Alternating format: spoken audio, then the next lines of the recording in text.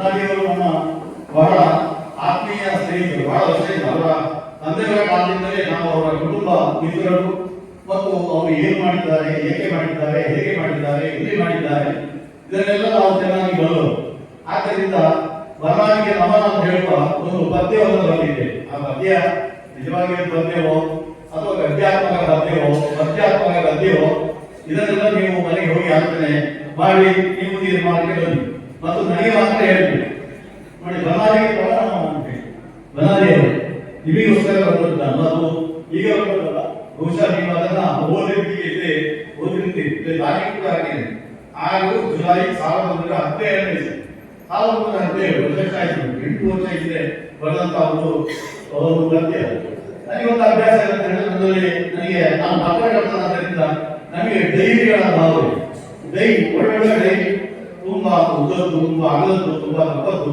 ಈ ಡೈರಿಗಳೆಲ್ಲ ನಮಗೆ ಕೊಡ್ತಾರೆ. ಹಾಗೆ ಯಾವಾಗಲೂ ಮಹಾನುಭಾವರು ನನಗೆ ಕೊಟ್ಟ ಡೈರಿಯಲ್ಲಿ ಈ ಪದ್ಯಗಳೆಲ್ಲ ಹಾಕಿದೆ. ನೀವು ಆ ಡೈರಿಯಲ್ಲಿ ನೋಡಿದರೆ ಅದರಲ್ಲಿ ಉದ್ದ ಪದ್ಯಗಳು ಉಂಟು, ಉದ್ಯ ಪದ್ಯಗಳು ಉಂಟು. ಉದ್ಯ ಅಂದರೆ ಸ್ವಲ್ಪ ಸಣ್ಣ ಪದ್ಯಗಳು ಉಂಟು, ಪಗದ್ಯಗಳು ಉಂಟು, ಗಪದ್ಯಗಳು ಉಂಟು. ಅಂದ್ರೆ ಗದ್ಯ ಮುಖ್ಯವಾಗಿದ್ದು, ಪದ್ಯ ಸ್ವಲ್ಪ ಕಡಿಮೆ ಅಂತ ಆದರೆ ಅದಕ್ಕೆ ಗಪದ್ಯ ಅಂತ ಹೇಳಿ. ಪಗದ್ಯ ಅಂತ ಹೇಳಿದ್ರೆ ಪದ್ಯ ಜಾಸ್ತಿ, ಗದ್ಯ ಕಡಿಮೆ ಅಂತ ಹೇಳಿ. ಇಂಥದ್ದು ಗಪದ್ಯ ಪಗದ್ಯ ಇವುಗಳನ್ನು ನಾನು ಕಲಿತಾ ಇದ್ದೆ. ಅದು ಹೊತ್ತು ಹೋಗ್ಲಿಕ್ಕೂ ಆಯಿತು. ಹಾಗೆ ಬೇರೆಯವರಿಗೆ ಅದನ್ನು ತೋರಿಸಲಿಲ್ಲ. ನನ್ನ ಡೈರಿ ಯಾರಾದರೂ ಆಸಕ್ತಿ ಇದ್ದರೆ ಸಾಕು, ಆ ಶಕ್ತಿಯೂ ಬೇಕು. ನಾನು ಹೇಳುದು ಆಸಕ್ತಿ ಇದ್ರೆ ಸಾಕು. ಆಸಕ್ತಿ ಅಂದ್ರೆ ಇಂಟ್ರೆಸ್ಟ್, ಆ ಶಕ್ತಿ ಅಂದ್ರೆ ಕೆಪಾಸಿಟಿ. ಅದನ್ನು ಓದಿ ಜೀರ್ಣ ಮಾಡಿಕೊಳ್ಳುವಂತಹ ಒಂದು ಶಕ್ತಿ ಅಥವಾ ಯುಕ್ತಿಯಿಂದ ಬೇಕಾದ್ರೆ ಹೇಳಿ ಇದನ್ನು ನೀವು ಹೊಂದಿದ್ರೆ ನನ್ನಲ್ಲಿ ಒಂದು ಧೈರ್ಯ, ದೊಡ್ಡ ಧೈರ್ಯ. ಅದ್ಯಾವ ನನಗೆ ಬಹುಸಾಗಿ ಕೊಟ್ಟಿದ್ದು. ಹಾಗೆ ನನಗೆ ಒಂದು ಪೆನ್ನು, ಆ ಪೆನ್ನನ್ನು ಕೂಡ ನನಗೆ ನಾನು ದಯವಿಟ್ಟು ಪೆನ್ನಿಗೆ ಒಂದು ಅವಶ್ಯಕತೆ ಬರುವುದಿಲ್ಲ. ಅದನ್ನು ಯಾರು ಕೊಟ್ಟಿರ್ತಾರೆ ಪುಣ್ಯಾತ್ಮ, ಅದು ನಮಗೆ ಬರೆಯಲಿಕ್ಕೆ ಬರ್ತದೆ. ಹಾಗೆ ಒಂದು ಬನ್ನಾಡಿಗೆ ಬದಲಾವಣೆ ಅಂತ ಹೇಳಿ ಜುಲೈ 4ನೇ ತಾರೀಕು 1917 ಅವರಿಗೆ ಬಂದಿರಬಹುದು. ಬನ್ನಾಡಿಗೆ ಹೌದು 6-7 ಬರೆದಂತ ಪದ್ಯ ಬನ್ನಾಡಿಗೆ ಬದಲಾವಣೆ ಅಂತ ಹೇಳಿ ಅದರ ಟೈಟಲ್ ಹೊಡೆದರು.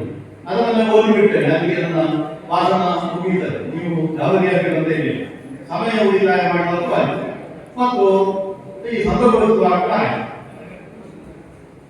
ಇದು ಹೀಗೆ ಬರ್ತದೆ. ನನಗೆ ನಾಟಕವಾಗೆಲ್ಲ ಆಡ್ಲಿಕ್ಕೆ ಬರುವುದಿಲ್ಲ, ನಾನು ಆಡುವುದಲ್ಲ, ನೀವು ಓದುವುದು. ಅದು ಅವರಿಗೆ ಗೊತ್ತುಂಟು, ಅವರು ಓದಿದ್ದಾರೆ. ಈ ಪದ್ಯವನ್ನು ವೈದ್ಯಕೀಯದ ಜೊತೆಗೆ ಜನಸೇವೆ ಮಾಡಿ ಬಂಧು ಮಿತ್ರರಿಗೆಲ್ಲ ಹಾಕಿದಿರಿ ನೋಡಿ. ವೈದ್ಯಕೀಯದ ಜೊತೆಗೆ ಜನಸೇವೆ ಮಾಡಿ ಬಂಧು ಮಿತ್ರರಿಗೆಲ್ಲ ಹಾಕಿದಿರಿ ನೋಡಿ. ಕರ್ತವ್ಯ ಬಿಡಲಿಲ್ಲ, ಕಷ್ಟಗಳ ಸಹಿಸಿ ಯಶವ ಕಂಡಿರಿ ಹಲವು ಹೊಣೆಗಳನ್ನು ವಹಿಸಿ.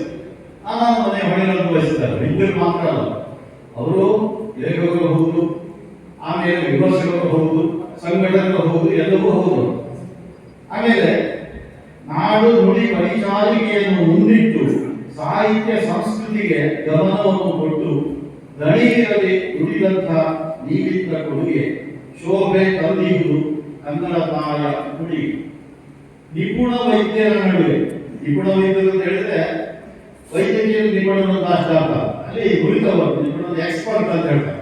ಈಗ ನಮಗೆ ಒಂದು ಹಾರ್ಟ್ ಕಾಯಿಲೆ ಕಾಯಿಲೆ ಅಂತ ಆದ್ರೆ ನಾವು ಯಾರು ಹೋಗ್ತೇವೆ, ಡಾಕ್ಟರ್ ಯಾವ ಡಾಕ್ಟರ್ ಹಾರ್ಟ್ ಸ್ಪೆಷಲಿಸ್ಟ್ ಯಾರಿದ್ದಾರೆ, ಅವರು ಬೆಂಗಳೂರಲ್ಲಿ ಇರ್ಬೋದು, ಮಂಗಳೂರಲ್ಲಿ ಇರ್ಬೋದು, ಎಲ್ಲ ಬೇರೆ ಇರ್ಬೋದು, ಅದಕ್ಕೆ ನಾವು ಹೋಗ್ತಾರೆ. ಅವರು ಎಕ್ಸ್ಪರ್ಟ್ ಅಂತ. ನಿಪುಣ ವೈದ್ಯರ ನಡುವೆ ಜನವೈದ್ಯರ, ಅವರು ನಿಪುಣ ವೈದ್ಯರಾಗಿ ಹೋಗಲಿಲ್ಲ, ಸ್ಪೆಷಲಿಸ್ಟ್ ಆಗಲಿಕ್ಕೆ ಹೋಗಲಿಲ್ಲ. ಆವಾಗ ಏನ್ ಮಾಡಿದ್ರು, ಎಲ್ಲರಿಗೂ ಯಾವ ಯಾವ ಕಾರಣಕ್ಕೆ ಬಂದಿದೆ ಅಂತ ಹೇಳಿ ನೋಡಿ ಅದಕ್ಕೆ ಬೇಕಾದಂತಹ ಚಿಕಿತ್ಸೆಯನ್ನು ಮಾಡುತ್ತಾರೆ. ಆ ಚಿಕಿತ್ಸೆ ಮಾಡೋದು ನಮ್ಮಲ್ಲಿಬ್ರು ನನ್ನ ಭಾವ ಇದ್ದಾರೆ, ಅವರು ಡಾಕ್ಟರ್. ಅದು ಅವರು ಫೇಮಸ್ ಆದ, ಬಹಳ ಫೇಮಸ್ ಪುತ್ತೂರಿನಲ್ಲಿ ಸಿಟಿ ಹಾಸ್ಪಿಟಲ್ ಇದ್ದಾರೆ. ಹಾಗೆ ಅಲ್ಲಿ ಹೋಗಿ ಬಂದವರೆಲ್ಲ ಹೇಳ್ತಾರೆ, ಅವರು ನಿಮ್ಮ ಭಾವ ಇದ್ದಾರಲ್ವ, ಅವರು ಮದ್ದು ಕೊಡದ ಡಾಕ್ಟರ್ ಬಂದಿಲ್ಲ ಅಂತ ಅಲ್ಲಿ ಹೋಗೋರಿಗೆ ಮದ್ದು ಬೇಡ, ಅವರಿಗೆ ಹೇಳಿ ತಟ್ಟಿ ಮತ್ತೆ ಅವರಿಗೆ ಒಳ್ಳೆ ಮಾತನ್ನು ಹೇಳಿ ಮತ್ತೆ ಅವರಿಗೆ ಆಹಾರದಲ್ಲಿ ವಿಹಾರದಲ್ಲಿ ಹೇಗೆ ನಡ್ಕೊಳ್ಬೇಕಂತ ಹೇಳಿ ವಾಪಸ್ ಕಳಿಸ್ತಾರೆ. ನೀಗೆ ಎಂತ ಆಗ ಒಂದು ಮನೆಗೆ ಬೇರೆ ಹೋಗ್ತಾನೆ, ನನಗೆ ಎಂತ ಕಾಯಿಲೆ ಹೋಗಿಲ್ಲ ಅಂತ ಹೇಳಿ ಅವನಿಗೆ ಕಾಯಿಲೆ ಹೇಗಿಲ್ಲ, ಇಂಥ ಕಾಯಿಲೆ ಸಹ ಓಡಿ ಹೋಗ್ತಾರೆ ಅವರ ಮಾತಿನ ಅಂತವರು ಇದ್ದಾರೆ.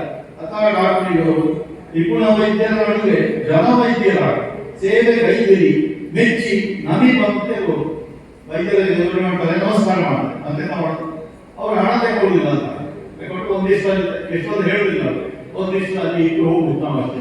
ದೇವರಿಗೆ ಕಾಣಿ ಬರ್ತಾರೆ, ದೇವರು ಯಾರು ಕೇಳುದು 1,000 ರೂಪಾಯಿ ಹಾಕಿ 100 ರೂಪಾಯಿ ಹಾಕಿ ಅಂತ ಹೇಳುದು. ಇವರು ದೇವಸ್ಥಾನದ ಟ್ರಸ್ಟಿಗಳು ಹೇಳ್ತಾರೆ ಎಲ್ಲದಕ್ಕೆ ಒಂದು ಇಂತಿಂತ ಸೇವೆಗೆ ಇಂತಿಷ್ಟು ಅಂತ ಹೇಳಿ ತಿರುಪತಿಗೆ ಹೋದ್ರು ಕೂಡ ಅಲ್ಲಿ ಒಂದು ಇಂತಿಷ್ಟು ಅಂತ ಕೊಡಲಿಲ್ಲ. ಆದ್ರೆ ಇವರು ಹಾಗಲ್ಲ, ಇವರು ಹೇಗೆ ಅದನ್ನು ಹೇಳುದು. ಹಾಗೆ ನಿಪುಣ ವೈದ್ಯರ ನಡುವೆ ಜನ ವೈದ್ಯರಾಗಿ ಸೇವೆಗೈದ್ಯರಿ ಹೆಚ್ಚಿ ನಮಿ ಬಂದೇನು. ಆಗ ನಾವು ರೋಗಿ ಆಸ್ಪತ್ರೆ ಮಾಡ್ತಾನೆ, ನಮಸ್ಕಾರ ಸ್ವಾಮಿ, ನಮಸ್ಕಾರ ಡಾಕ್ಟರ್ ಅಂತ ಹೇಳ್ಕೊಂಡು ಅವನು ಹೊರಟು ಹೋಗ್ತಾನೆ. ಇನ್ನು ಕೆಲವರು ಪಟ್ಟು ಗೊತ್ತಿದ್ದವರು ಸ್ವಲ್ಪ ಹಣವನ್ನು ಕವರದಲ್ಲಿ ಹಾಕಿ ಇಟ್ಟು ಹೋಗ್ತಾರೆ, ನನಗೆ ಗೊತ್ತಿಲ್ಲ. ಇದು ನಾನು ನನ್ನ ಅಂದಾಜಿಗೆ ಹೇಳುದು.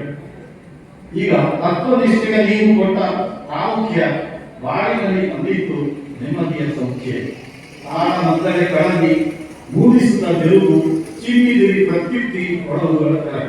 ಅದರಲ್ಲಿ ಅವರ ತಾಲೂಕಿನ ಹೇಳುದು ಅದೇ ಪ್ರತ್ಯುಕ್ತಿ ಅಂತ ಹೇಳಿದ. ಇದು ಕೂತಂತಹ ವ್ಯಕ್ತಿ ಅಥವಾ ಪಾತ್ರಧಾರಿ ಏನು ಮಾತನ್ನು ಹೇಳ್ತಾನ ಅದಕ್ಕೆ ಒಂದು ಪ್ರತ್ಯುಕ್ತಿ ಅಂತ ಹೇಳಿ ಅದು ಅವರಲ್ಲಿ ನಾವು ಕಲಿಬೇಕು. ಇದನ್ನು ಕೇಳಿದಾಗ ನಮಗೆ ಹೃದಯಕ್ಕೆ ಬಹಳ ಸಂತೋಷ ಆಗ್ತದೆ. ಪದ್ಯ ಗದ್ಯಗಳಲ್ಲಿ ಮಾಧುರ್ಯ ಬೆಸೆದು ಆರೋಗ್ಯಕ್ಕೂ ಗೀತ ನೀಡಿತು ಹೊಸದು. ಅವರು ಗದ್ಯವನ್ನು ಬರೆಯಬಲ್ಲರು, ಅಷ್ಟೇ ಸಮರ್ಥವಾಗಿ ಗದ್ಯವನ್ನು ಬರೆಯಬಲ್ಲರು. ಹಾಗಾಗಿ ಏನಾಗ್ತದೆ ಅಂತ ಹೇಳಿದ್ರೆ ಅದನ್ನು ನಾವು ಓದಬೇಕು ಅಂತಾದ್ರೆ ಅದರಲ್ಲಿ ಮಧುರತೆ ಬೇಕು, ಮಾಧುರ್ಯ ಬೇಕು. ಅದು ಇವರ ಕೃತಿಗಳಲ್ಲಿ ನಮಗೆ ಕಾಣಿಸ್ತದೆ. ಆರೋಗ್ಯಕ್ಕೂ ಗೀತ ನೀಡಿದ್ದು ಹೊಸದು.